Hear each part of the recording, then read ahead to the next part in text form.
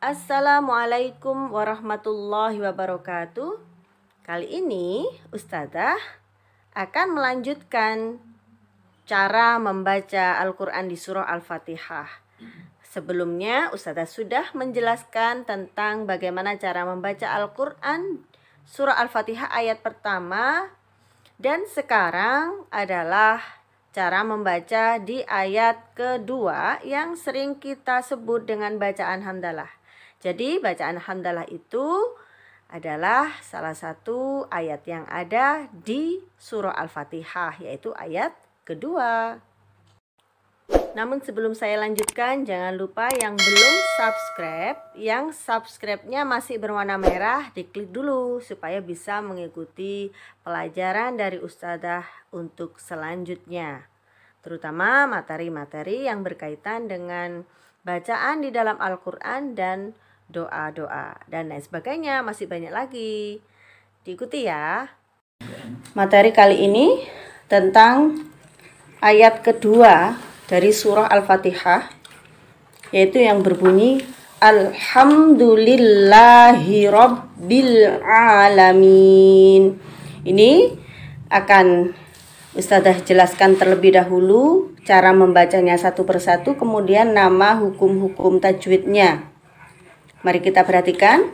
Sebelumnya bahwasanya Alhamdulillahirabbil alamin ini merupakan kalimat hamdalah. Nah, kalimat hamdalah Alhamdulillahirabbil alamin ini adalah ayat kedua dari surah Al-Fatihah yang sering kita baca, terutama pada bacaan sholat, masuk dalam salah satu rukun sholat. Nah, mari kita belajar untuk bagaimana cara membaca supaya bacaan kita itu benar sesuai dengan kaidah-kaidah ilmu tajwid. Kita mulai. A, ini bacanya ya, masukkan langsung ke lam. Al, jelas lamnya. Ini hukum al-ta'rif, namanya al-qomariyah. Karena alnya terbaca jelas, dalam ilmu tajwid jelas tuh idhar. Jadi digabung idhar qomariyah. Alhamdu, mimnya ini juga jelas lagi. Nah, tadi jelas itu apa? Idhar. Idharnya mim sukun, ini hukum mim sukun. Mim sukun bertemu dengan dal dibaca jelas, namanya idhar syafawi. Syafawi kenapa? Karena ini adalah hukumnya hukum mim sukun. Alhamdulillah, bersih, jelas, bersih, tidak ada suara dengkuran. Karena letaknya di dalam tenggorokan yang paling atas. Ha, ya. Yang paling atas. Ha, dilepas. Ha, tanpa ada dengkuran. Atau alha, itu agak ke bawah. Ini paling atas sehingga bunyinya tampak bersih sekali. Alhamdu. Alhamdulillah. Ini kata Allah di sini didahului dengan kasroh. Kata Allah ini kan lam jalalah. Lam jalalah yang sebelumnya adalah kasroh, namanya lam jalalah tarkik, dibaca tipis. Kalau tebal namanya tafkhim. Kalau tebal bacanya begini, lillah, tapi ini adalah lillah, la. Kalau tipis itu ciri-cirinya la, kalau tebal lo, begitu. Lillah, lanya panjang sedikit, numpang lewat, mat tabi'i saja. Kemudian lillahi, hi dilepas ke bawah. Tadi ha itu di atas dalam tenggorokan, yang ini dalam tenggorokan yang paling bawah. Jadi sangat tampak perbedaannya antara ha dengan hi, dilepas. Rob, masukkan ke ba, ditekan karena tasdid di sini. Robbil, jangan dilepas, jangan robbil, tapi robbil. Masuk ditekan tanpa dilepas atau tanpa bernafas. Ini seringkali anak-anak, ya, kalau orang dewasa jarang. Itu pun ada kadang-kadang bacanya dijeda dengan nafas. Rob bil, kesempatan bernafas di sini ya. Jadi ini bukan tanda berhenti untuk bernafas, tapi justru ditekan dan kemudian dibaca 2 kali kan. Baknya ini kan 2 kali, satunya tasjidnya, kemudian kasroh. Robbil, langsung masukkan ke alif, tidak usah dipanjangkan.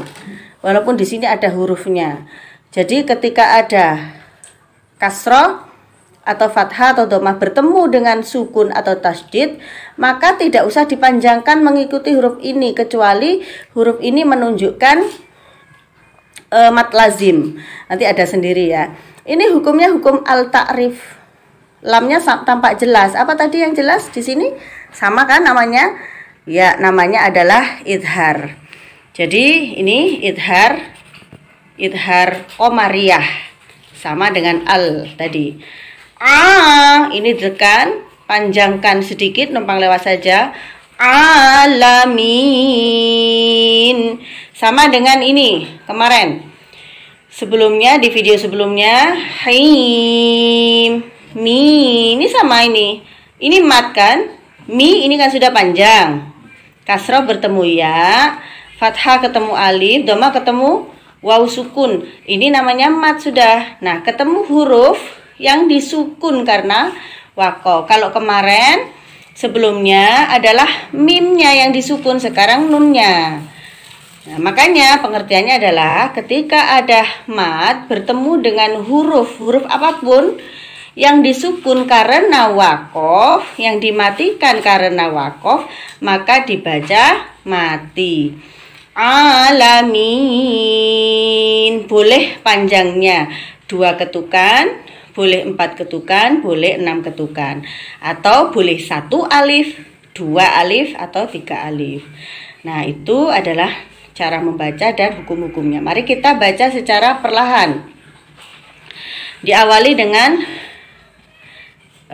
basmalah ya, tetap dibaca ya. Bismillahirrahmanirrahim. Alhamdulillahi Rabbil Alamin. Nah, ini untuk tempo lambat. Sekarang kita cepatkan sedikit ya dari sebelumnya. Kita lebih cepatkan, tapi jangan terlalu cepat. Pakai tempo sedang. Mari kita mulai. 1, 2, 3. Alhamdulillahi Rabbil Alamin. Nah, demikianlah untuk penjelasan dari bacaan dalam lafal Alhamdulillahi Rabbil Alamin. Mudah-mudahan barokah, manfaat. Wassalamualaikum warahmatullahi wabarakatuh.